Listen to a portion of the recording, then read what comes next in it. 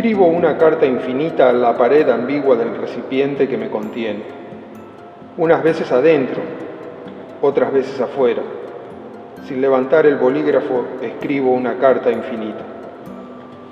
Hay una cosa íntima que es mi recuerdo, que eso va a ser imposible que los demás la puedan recordar de esa manera. Así que la forma en cómo la van a recordar es como escritora. Y lo interesante es la enorme cantidad de formas distintas en las que se expresó. Porque va desde una poesía entre comillas más clásica del verso rimado hasta la descomposición total e incluso la poesía deformada a través de un canto también distorsionado, que está en un disco que se llama Adicciones. La forma como me gustaría es que la recordaran como ella se expresa a través de su literatura. Creo que lo importante es que se la lea. Pero es tan amplio lo que hizo. El otro día me preguntaban si tuviera que elegir un poema, ¿cuál elegiría? No puedo. Yo musiqué, le puse música a un poema, que yo les leía la primera parte a mis niñas para que durmieran, le cantaba. Que es muy elemental, muy simple, pero que encierra de alguna manera gran parte de su visión de la naturaleza y de la vida. Te lo voy a decir de memoria. Alta y que blanca la ola salta y se va, la siguen los marineros y el viento libre del mar. Para quienes nos quedamos en la orilla a ver pasar, qué lenta pasa la tierra con la que nos van a enterrar. La Amanda íntima era una madre a la que yo recuerdo con muchísimo cariño, porque a pesar de mis diabluras siempre me trataba con muchísimo cariño. No sé si alguna vez me puso en penitencia, de la cual seguramente me debo haber escapado, ya no me acuerdo. Pero mi madre era esencialmente una mujer de la casa. Mi madre no trabajaba, quien aportaba el sueldo, el dinero para que la casa funcionara era mi padre como profesor de literatura. Mi madre permanentemente estaba dedicada a las tareas propias, entre comillas, del ama de casa. Y el lugar donde nosotros comíamos era el lugar donde ella escribía. Ella habla de una mesa que era una danza loca de electrones, pero esa danza loca de electrones era el lugar donde ella ponía los platos para que nosotros comiéramos. Corría sus papeles, ponía un mantel y allí se almorzaba y se cenaba. Y ella era la que lavaba la cocina, la que hacía la comida, la que limpiaba la casa, la que hacía las camas. Por eso no es raro que en su poesía esté permanentemente su tarea doméstica, entremezclada con sus versos. Sacudo las telarañas del cielo desmantelado con el mismo utensilio de todos los días. Sacudo el polvo obsecuente de los objetos regulares. Sacudo el polvo de astros, cósmico abatimiento de siempre. Siempre muerta caricia cubriendo el mobiliario terrestre. Sacudo puertas y ventanas, limpio sus vidrios para ver más claro, barro el piso tapado de desechos, de hojas arrugadas, de ceniza, de migas, de pisadas, de huesos relucientes. Barro la tierra, más abajo, la tierra, y voy haciendo un pozo a la medida de las circunstancias.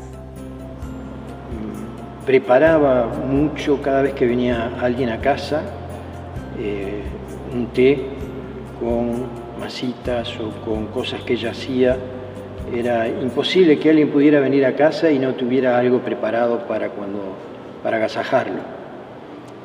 El té, en fin, seguramente casi todo, si en casa pasaron prácticamente casi todos los poetas del Uruguay, casi todos los escritores, no solamente del Uruguay, sino de gran parte del mundo, porque por casa pasó Juan Ramón Jiménez, pasó Vargas Llosa, bueno, José Bergamín, que prácticamente casi que convivía con ellos, en fin, y toda la generación del 45, Carlos Maggi, Ida Vitale, María Inés Silva Vila, Mario Arregui, Gladys Castelvecchi, bueno, Marosa Di Giorgio, en fin, sería tan larga la lista. Además casi todos los poetas jóvenes pasaron también por casa, y cada vez que venía ella preparaba todo para que se sintiera agasajado. Esa era mi madre. La pareja entre José Pedro Díaz y Amanda Berenguer conformaron una dupla en donde la literatura fue la base fundamental de su unión. Hasta había en sus comienzos, antes de que se casaran, se relacionaban a veces enviándose pequeñas obras de teatrito entre ellos. Y hay una dedicatoria que mi madre hace en un libro, Dios te salve, de José Pedro Bellán, en donde prácticamente es una unión casi religiosa, un juramento de amor eterno, y tomando como base ni más ni menos que la literatura. Permanentemente entre ellos se comentaban lo que escribían, y mi padre particularmente admiraba en mi madre la soltura que tenía, que él no podía lograr. En su diario, José Pedro varias veces se refiere a eso.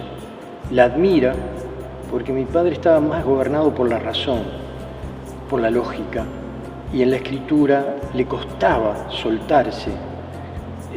Y eso, en cambio, en mi madre era permanente. Ella se soltaba, y durante toda su creación se ve esa soltura permanente y la búsqueda incesante de nuevas formas, sin temor, cosa que en mi padre no ocurría.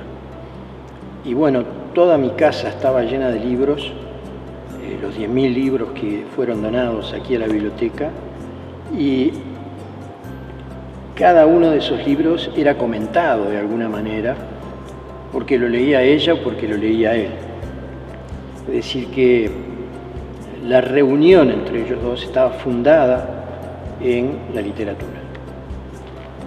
La casa de Mangaripé, 16-19, que era donde ellos vivían, fue el centro de operaciones de la generación del 45, porque allí se reunían a discutir, y a discutir con rigurosidad sobre lo que cada uno de ellos estaba haciendo o publicando, y eran severos. Los juicios que hacían a propósito de lo que el otro escribía eran severos. Y todo eso, de alguna manera, dio lugar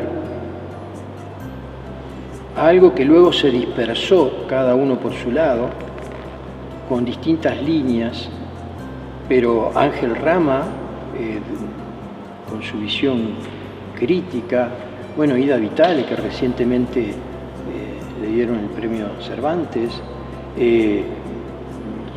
Carlos Maggi como dramaturgo, Mario Arregui como cuentista.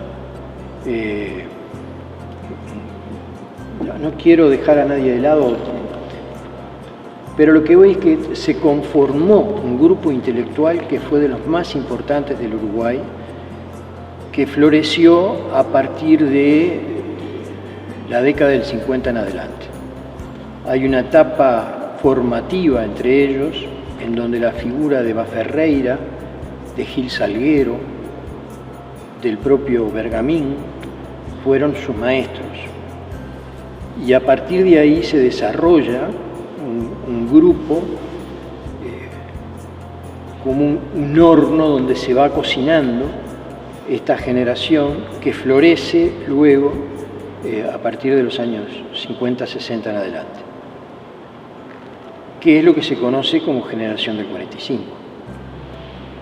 Hay un hecho que es interesantísimo con la época de la dictadura, que se creó de alguna manera un bache cultural, que fue, no obstante, ese bache cultural muy importante, que fue el Club del Libro de Radio Sarandí. Fue un emprendimiento editorial de enormes proporciones, en donde Rubén Castillo, Carlos Maggi y José Pedro, mi padre, fueron de alguna manera los capitanes que llevaron adelante ese emprendimiento. Amanda viene de un grupo familiar en donde ya la cultura era algo importante. La música, la poesía, el tío abuelo era José Pedro Bellán, maestro y dramaturgo. Tiene una obra que fue incluso en su momento muy reconocida, que es Dios te salve, que tuvo un éxito también en Buenos Aires, compañero de Clemente Estable.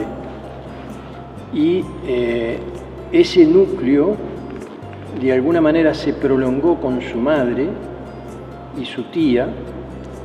Su madre era una escucha permanente de su poesía, era una acompañante fundamental en su vida, que él la potenciaba.